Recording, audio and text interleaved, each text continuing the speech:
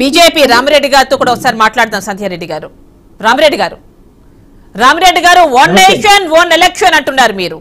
మరి అలా బాగుండదు, మీరు గుప్పెట్లోకి తెచ్చుకోవడానికే మొత్తం దేశాన్ని ఈ జమిలీ ఎలక్షన్స్ ని తెరపైకి తెస్తున్నారు అంటున్నారు కాంగ్రెస్. జమిలీ ఎన్నికలు గతంలో ఎన్నోసార్లు జరిగినాయి. అవునండి, 1952, 57, 62, 67 మన తెలుగు రాష్ట్రాల్లో. అవి కాకుండా 1989, 1999, 2004, 2009, 2014 మొత్తం ఇన్నిసార్లు అసెంబ్లీకి లోక్సభకు ఒకేసారి ఎన్నికలు జరిగినాయి. మరి అప్పుడేమన్నా అధికారం ఇట్లా తెచ్చుకుంటారు? 2004 మీరు స్థానిక సంస్థలతో కలిపి ఒకేసారి ఎలక్షన్స్ నిర్వహిస్తే బాగుంటుంది అంటున్నారుగా బీజేపీ. ఏంటండి, స్థానిక సంస్థలతో కలిపి ఈ ఎలక్షన్స్ నిర్వహిస్తే ఒకసారి పెట్టడం.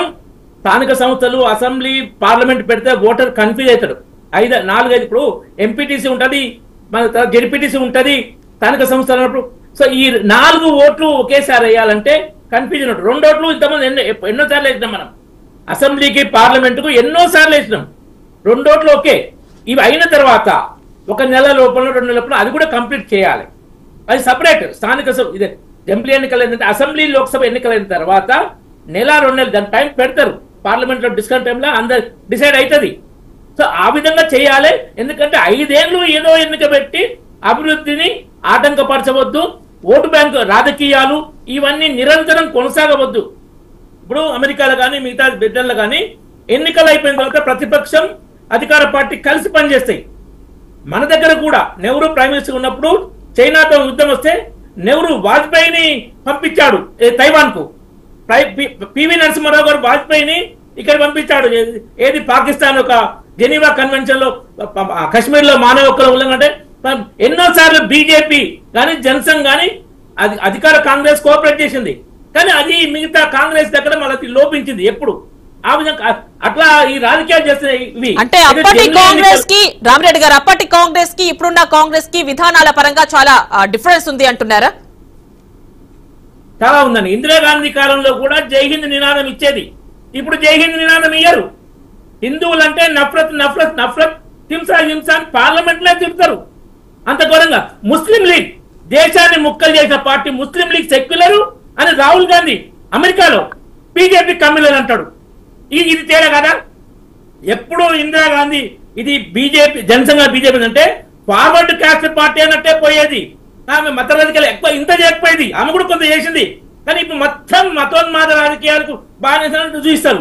తర్వాత ఇప్పుడు మీకు రేవంత్ రెడ్డి ఏమన్నాడో వినిపిస్తా. రేవంత్ రెడ్డి ఒక్క నిమిషం. రేవంత్ రెడ్డి భారత్ మాత గురించి ఏమన్నాడు? ఈవెన్ రాహుల్ గాంధీ కూడా అంటారు కదా, అసలు భారత్ మాత ఉందా, భారత్ మాతకు మీరు పుట్టినారా అని కూడా అడిగింది అనుకోవాలను. మీరు ఏ రకంగా భారత్ మాతకు వారసులరా, మీరు ఈ దేశంలో ఉన్న వాళ్ళకే పుట్టిరా, పాకిస్తాన్ లో ఉన్న వాళ్ళకి పుట్టినరా అని బీజేపీ వాళ్ళని అడిగినాం అనుకో, సగటు భారతీయుడికే మీరు పుట్టినరా లేకపోతే పాకిస్తాన్ అంటే మీరు పుట్టినరా అని మేము ఒకవేళ మోడీనో, అమిత్ షానో, నడ్డానో, లేకపోతే ఈ బిస్వాల్ను, చైనా. ఎంత ఘోరంగా మాట్లాడుతుంది, ఎంత అహంకారం కాదు, ఎంత ఘోరంగా భాష. ఇటువంటి వీళ్ళు మాట్లాడుకుంటూ మళ్ళీ వేరే వాళ్ళు అంటారు.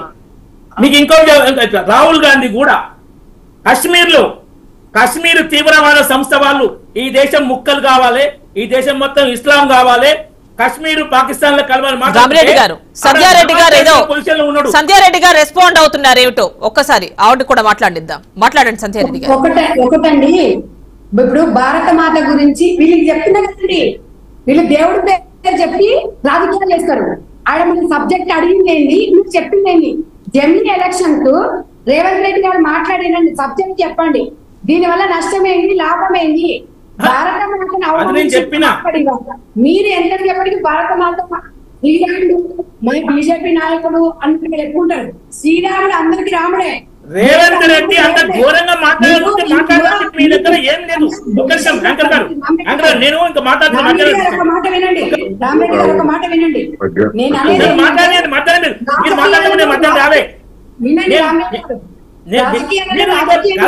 నేను మాట్లాడుతున్నా ఆగండి. నేను మాట్లాడి నాది అయిపోయినాక మీరు మాట్లాడుతున్నారు. ఒకటి రాజకీయాలు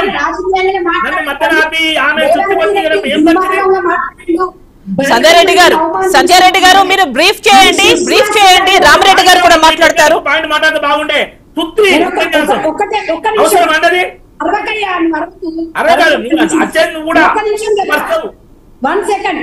ఒక్క నిమిషం నేనేమంటున్నా గతంలో కూడా మోడీ గారు తల్లిని చంపి పిల్లని తీసుకొచ్చిరు అన్న. మరి అదే తెలంగాణ కోసము సుష్మా స్వరాజ్ అమ్మగారు మరి పార్లమెంట్ లో బిల్లు పెట్టినప్పుడు ఆమె ఆమోదం తెలిపింది. మరి ఇప్పుడు మిమ్మల్ని ఏమనాలి? ఇవాళ తెలంగాణలో ఉంటూ మీరు ఇవన్నీ మాట్లాడుకుని చెత్త రాజకీయాలు చేసుకుంటూ వీడియోలు చూపిస్తున్నారు అంటే మరి ఇవాళ మోడీ గారిని మెచ్చుకోవాలా, సుష్మా స్వరాజ్ గారిని మెచ్చుకోవాలా? తెలంగాణలో సుష్మా స్వరాజ్ గారు స్వాగతించారు బిల్లుని. కానీ మరి అదే మోడీ గారు ఆంధ్రప్రదేశ్ లో ఎలక్షన్ లో పోయినప్పుడు ఆ మాట మాట్లాడినప్పుడు దానికి సమాధానం ఇది. సంజయ్ రెడ్డి గారు రామరెడ్డి గారు రెస్పాండ్ అవ్వండి, మీరు మాట్లాడండి. ఇప్పుడు నేను చెప్పాను జమిలీ ఎన్నికలు కొత్త కాదు, గతంలో జరిగినాయి, మన తెలుగు రాష్ట్రాల్లో ఎన్నోసార్లు జరిగినాయి. జమిలీ ఎన్నికల ద్వారా అధికారం చేయించుకోవాలనుకుంటానికి పచ్చి అబద్ధం, అది నేను స్పష్టంగా చెప్పాను. దాని గురించి మాట్లాడతాం. రేవంత్ రెడ్డి మాట్లాడిన వల్గర్ భాష పాకిస్తాన్ వాడికి పుట్టిర్రా మోడీ అమిత్ షా అంటే ఎంత వరస్ట్, దాని మీద మాట్లాడరు. ఏంటంటే రేవంత్ రెడ్డి మాట్లాడు శబరాజకీయం చేస్తుంది రేవంత్ రెడ్డి. ఆ సీతారాం యేచూరి సంస్మరణ సభలో శబరాజకీయం చేయడానికి పోయిండు. ఆపండి మేడం, చాలు చాలు, మీ శాఖలు చాలు.